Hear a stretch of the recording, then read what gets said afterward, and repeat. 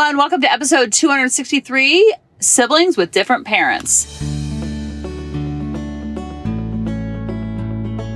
Welcome to the Harmony in the Home podcast. I'm your host, Kelly Hutchison. I'm a counselor, a life coach, and most importantly, an imperfect mom doing this work right along with you. And my goal on our podcast is to go from chaos to calm, feel less frazzled, and have more fun within your four walls to have more harmony in your home. Now, this topic is a bizarre title because it's not going to make any sense to you until you listen to what I never know how to say his name. I've heard this guy's name said so many times, and he's absolutely incredible. But before I get into the absolutely incredible, I want to talk to you about pocket coaching. I talk about it all the time, and pocket coaching is a great way for you to connect with me, and I can connect with you. You can tell me all your problems, and I can not solve all your problems, make them all go away. But I always told my students, I'm like, if you have a 6-inch sub, it's about this big, and I can make your problems go about this big. I can make your problems like a 2 or 3 inch sub. And the reason why I like doing that, because you don't want the problem isn't going to go away. It's just a way for you to manage the problem a little bit better. It's not going to take over your world and have you losing all that sleep and all that worry all through the night. Instead of losing 2 hours of sleep, you might lose 20 minutes of sleep. So go to coachingkelly.com and go to the Work With Me tab and sign up there if you're interested, and listen to this about siblings with different parents.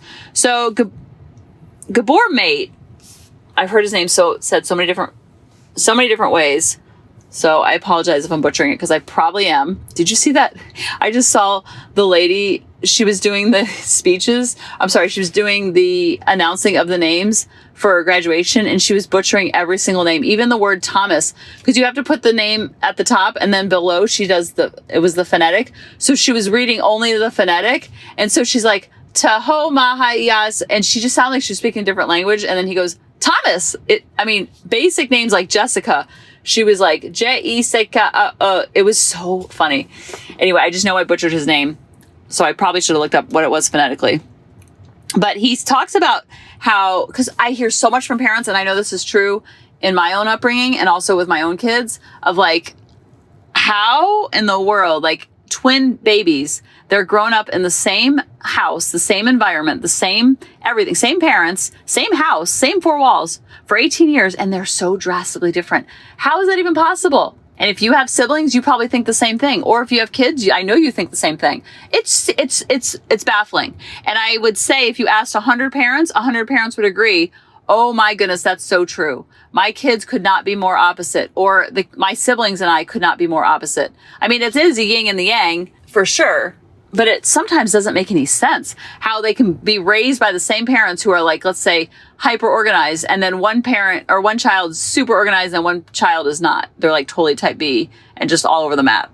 But a free spirit, nothing wrong with being type B all over the map. Remember what we talked about in underbelly? There's always an underbelly to every human.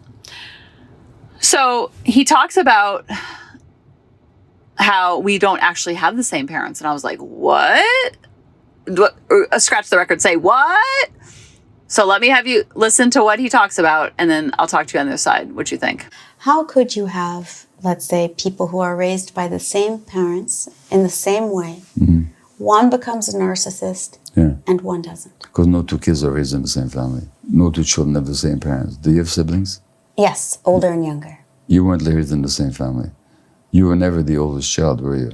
You've never had that experience of being the oldest child. Mm-hmm. You've had the experience of the middle child, which is often very difficult, by the way, because you no longer, you neither have the respect and authority of the oldest, nor the cuteness and lovability of the youngest. You can't compete with a baby, for cuteness. Not only that, when your parents had you, and when they had your younger siblings perhaps, they might have been in a different stage in their own personal development, or in a different stage of their relationship, or a different economic position.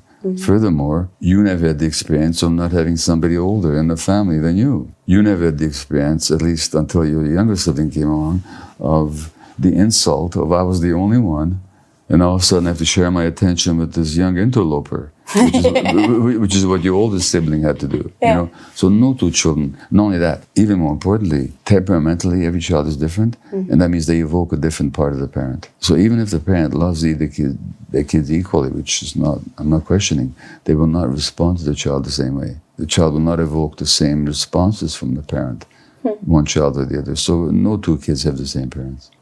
Isn't that just so jaw-dropping? And the way he speaks, I'm like, oh my gosh, he's so smart just because of his accent. And he's so thoughtful and he's so like measured with his talking. And I'm like, how can I be that measured?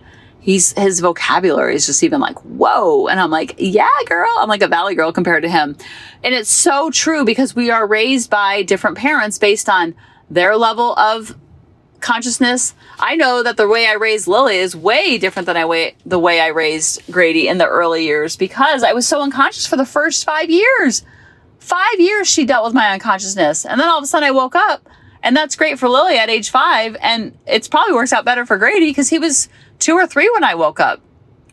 And that was ages ago, but it still impacts because the way we treat our firstborn is much different than the way we treat our lastborn.